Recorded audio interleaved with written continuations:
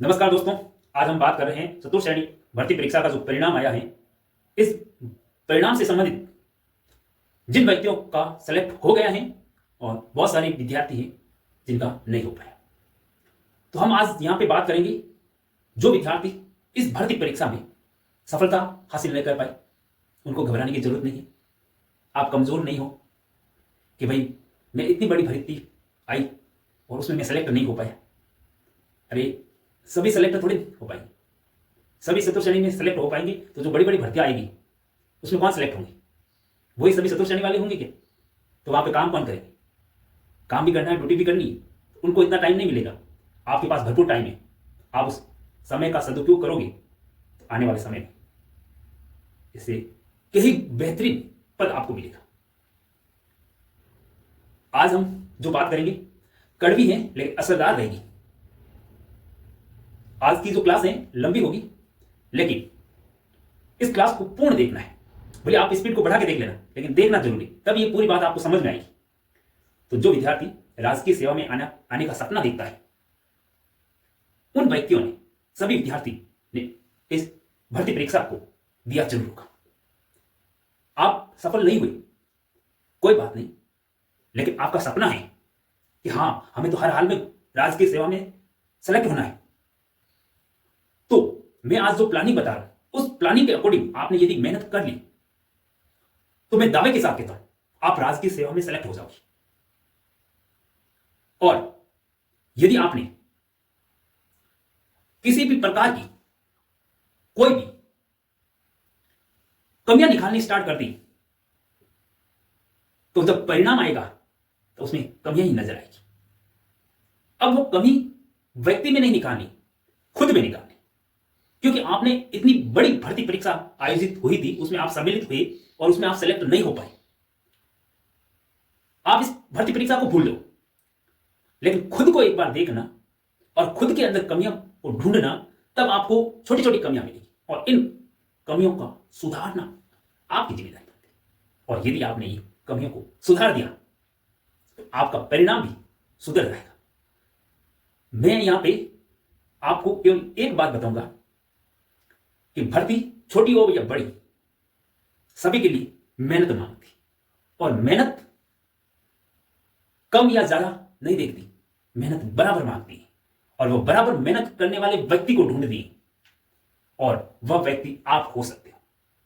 जब अगली भर्ती का जब परिणाम आएगा तब आपकी मेहनत बताएगी कि आप उस भर्ती के लिए कितनी तैयार थे, कितनी मेहनत की थी, और किसने आपकी किस्मत भी काम करते।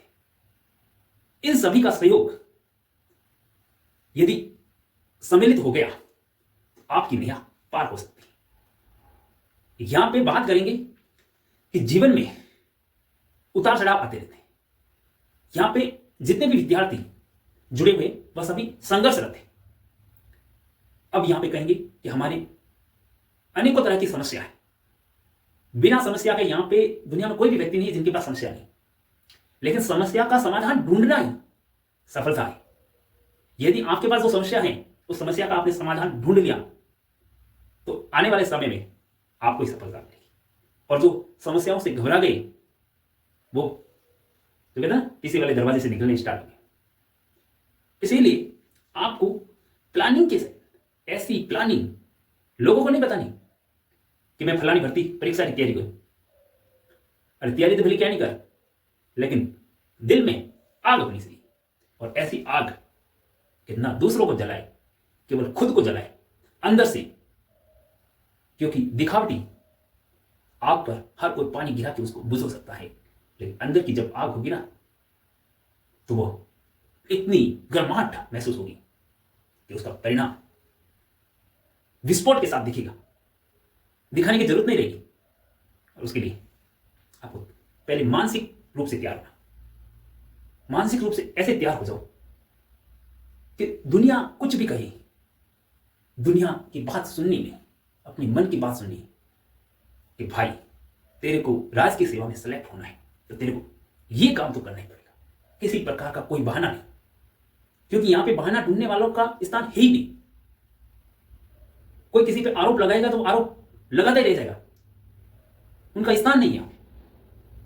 कंटिन्यू लगे रहो, दुनिया भाड़ में जाए, हमें जो करना है हम करेंगे और करके ही रहेंगे, तभी तो आपको सफलता मिलेगी।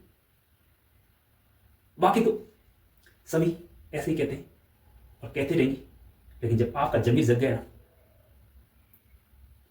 तो कोई कहेगा कि भर्ती परीक्षा बहुत कठिन है, आपको अंदर से लगेगा कि ये भर्ती मेरे लिए तो बनी है, इसलिए मैं इस भर्ती में बैठ रहा हूं, भर्ती परीक्षा की तैयारी कर रहा हूं। इसलिए लगन और मेहनत से अपने कार्य पे लग जाओ। कोई भी कार्य छोटा या बड़ा नहीं होता। आपने जो लक्ष्य निर्धारण किया है उस पर प्लानिंग के साथ लग जाओ। समस्या हर किसी के पास है और उस समस्या को डट कर सामना करना आपका कर्तव्य है। तब आप भी खुश रहोगे, आपका परिवार भी खुश रहेगा। तब आपको मन से ऐसा लगेगा कि अब की बार वास्तव में मैंने मेहनत की, तभी तो ये परिणाम सकारात्मक मिला है। मैं आपको बार बार ये कोशिश करूंगा, लेकिन आपको मेरी बात से सहमत दिल से होना है। आपको नहीं लगे तो मेरी बात मानना जरूरी नहीं, लेकिन मेरे उद्देश्य है कि मेरी जो बताई गई बातें इनमें से किसी एक व्यक्ति ने भी मान ली तो उसका तो कल्याण होने वाला है। बाकी आपके सभी स्वतंत्र लोग हैं, अपनी मन की बात अपने दिल और जमीर से प्रश्न करें। फिर भी आपको लगे कि हां मैं भर्ती परीक्षा की तैयारी कर रहा हूं, तो मेरा एक प्रश्न है वो अपने से पूछना कि मैं जिस भर्ती परीक्षा की तैयारी कर रहा हूं यदि इसमें सेलेक्ट नहीं हो पाया तो क्या करूंगा। तब उसका उत्तर आएगा। यदि उसका उत्तर नहीं मिल रहा है तो यानी आपको मेहनत की गति और बढ़ानी की, और आपका उत्तर आ गया कि मैं हां ये कर सकता हूं, ये कर सकता हूं, ये कर सकता हूं, आप आज से छोड़ के चले जाइए और वो कर सकते। उसके लिए ये प्लेटफॉर्म नहीं, ये उन्हीं के लिए है जो राज की सेवा में चयन होने के लिए दिन रात मेहनत करने के लिए तैयार है। उन्हीं के लिए मैं हर बार ऐसे ही आपको कहूंगा, लेकिन जिसकी प्लानिंग होगी वही सिलेक्ट होगा।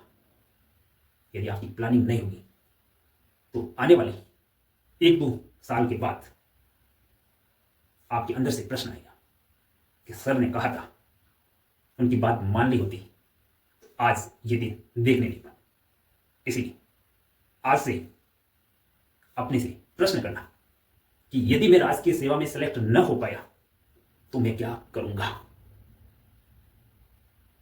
तो आज के लिए इतना ही। जय हिंद, जय भारत।